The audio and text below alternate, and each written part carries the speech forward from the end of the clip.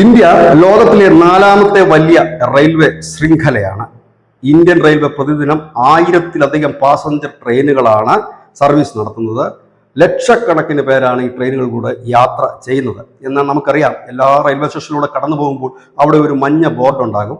ആ ബോർഡിൽ ആ റെയിൽവേ സ്റ്റേഷന്റെ പേര്, അതായത് സ്ഥലത്തിനെ പ്രതിനിധീകരിക്കുന്ന പേരതിൽ എഴുതി ചേർത്തിട്ടുണ്ടാകും. എന്നാൽ പേരില്ലാത്ത വെറും മഞ്ഞ ബോർഡ് മാത്രമായിട്ടൊരു റെയിൽവേ സ്റ്റേഷൻ നമുക്കുണ്ട്.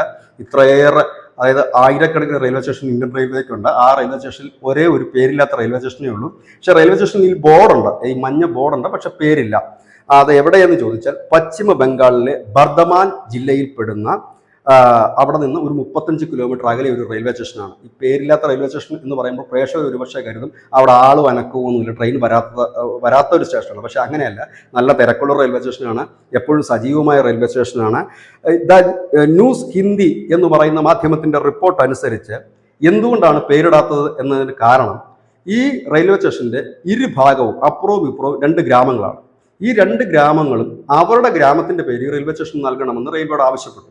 തുടർന്ന് തർക്കങ്ങളായി. തർക്കം കോടതി കയറിയപ്പോൾ റെയിൽവേയുടെ മുമ്പിൽ ഈ പേര്, നിലവിലുള്ള പേര് മായ്ക്കുക എന്നുള്ളത് മാത്രമാണ് ഏക പോംവഴി. കാരണം കോടതി വിധി വന്നതിന് ശേഷം ഏത് പേരിടണമെന്നും ഏത് പേര് എഴുതി ചേർക്കണമെന്നും റെയിൽവേ അപ്പോൾ തീരുമാനിക്കും. അതുവരെ ഈ സ്റ്റേഷന് പേരുണ്ടാകില്ല.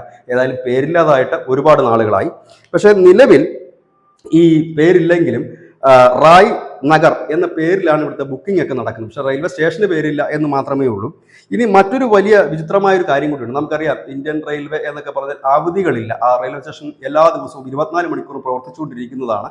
സ്റ്റാഫുകൾക്ക് അവധി ഉണ്ടാകും, അവർ മാറി മാറി വരുന്നു എന്നതേ ഉള്ളൂ. പക്ഷേ എപ്പോഴും ഫംഗ്ഷൻ ആയിരിക്കും. പക്ഷേ ഈ റെയിൽവേ സ്റ്റേഷൻ ഞായറാഴ്ച അവധിയാണ്. കാരണം ഈ റെയിൽവേ സ്റ്റേഷനിലെ സ്റ്റേഷൻ മാസ്റ്റർ കഴിഞ്ഞ ഒരാഴ്ചക്കാലം വിറ്റ ടിക്കറ്റുകളുടെ കണക്കുകളും മറ്റു രേഖകളുമായി ബർധമാനിലേക്ക് പോകേണ്ടി വരുന്നതിനാൽ സ്റ്റേഷൻ അടച്ചിടും.